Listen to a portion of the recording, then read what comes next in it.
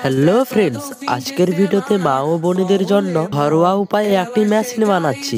এই জিনিসটি প্রত্যেকে বানাতে পারবেন। চ্যানেলে নতুন হলে চ্যানেলটি সাবস্ক্রাইব করুন এরকম ছোট ছোট ইন্টারেস্টিং ভিডিও পেতে।